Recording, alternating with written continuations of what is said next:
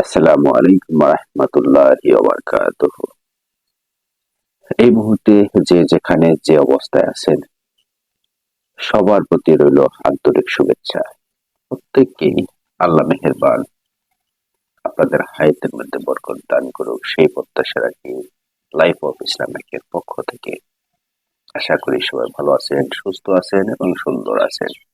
আজকে আপনাদের মাঝে একটি হাদিস নিয়ে উপস্থিত হয়েছি।